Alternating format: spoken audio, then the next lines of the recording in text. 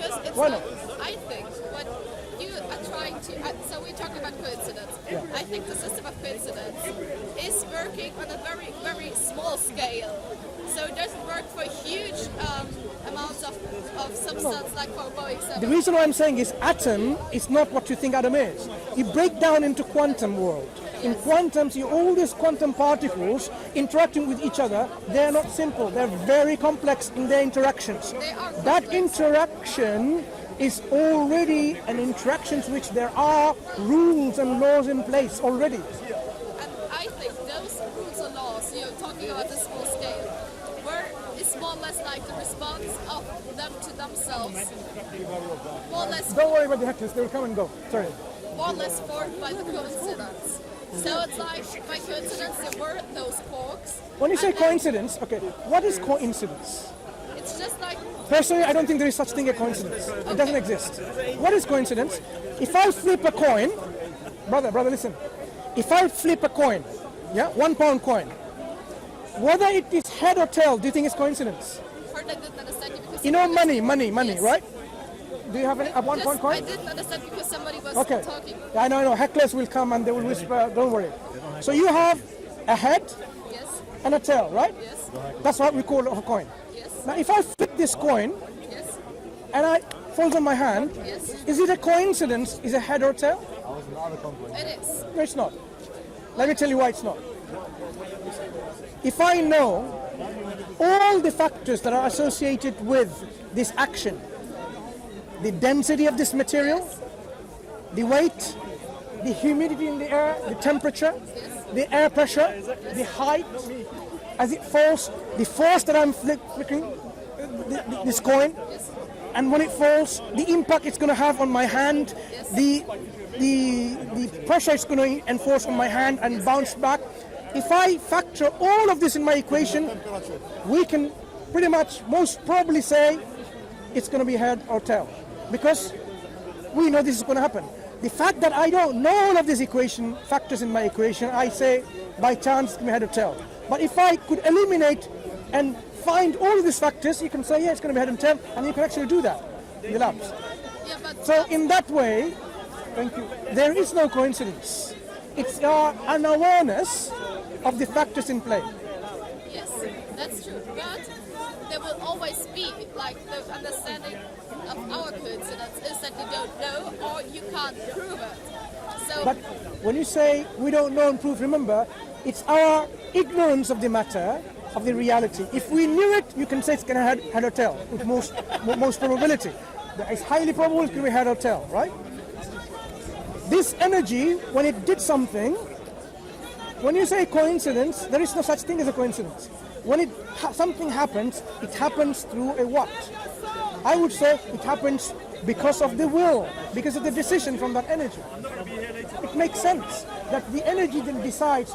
That's why we say this creator possesses self-awareness, creator's power, possesses power, and a will to make things. Because when everywhere in our life we know and we see that it is by choice and will and by decision things happen.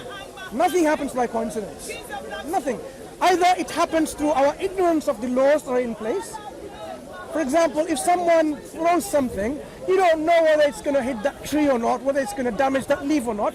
But if you knew all of it, you can pretty much say the probability of that leaf getting, plucked from the tree, this is going to happen. You know that. So likewise, we say this universe follows certain rules and laws that is already built in. that's what's important. And who did built in?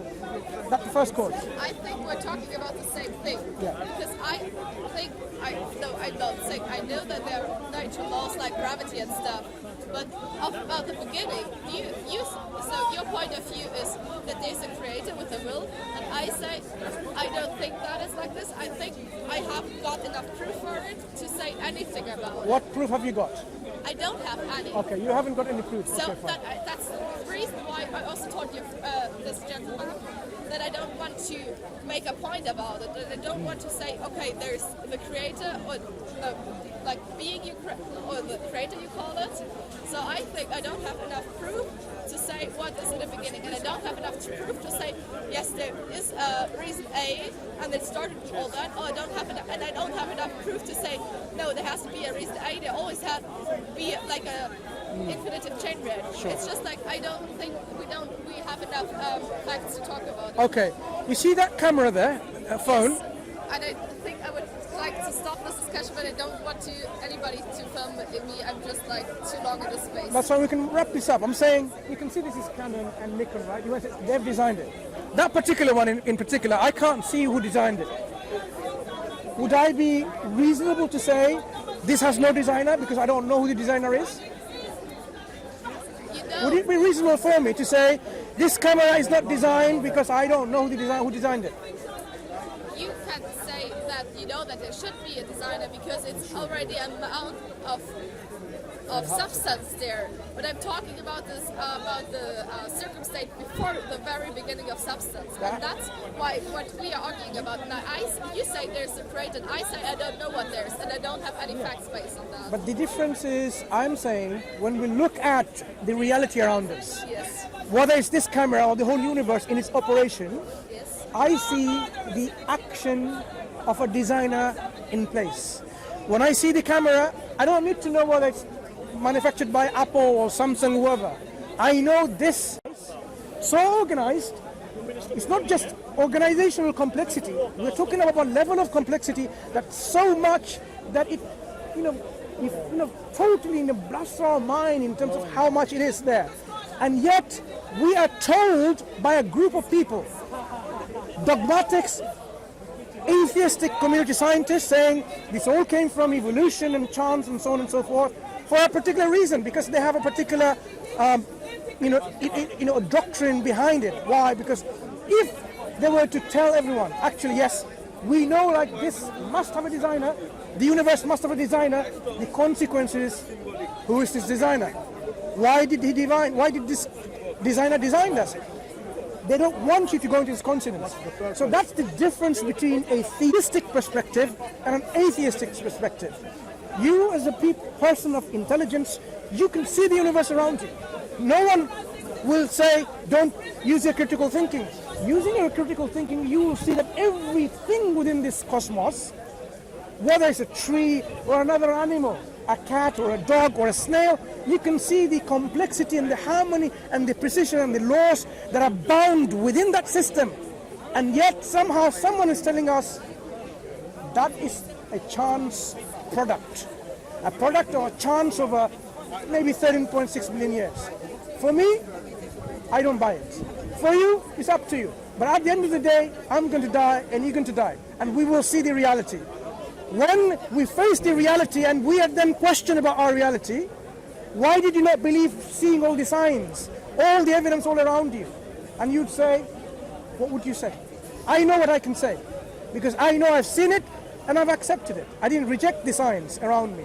You have to account and justify your belief. That's between you and what you see in the afterlife, if there is one. I believe there is an afterlife, and I believe there is a heaven and a hell. Hell is for people knowing the truth, they reject it, the reality, the truth.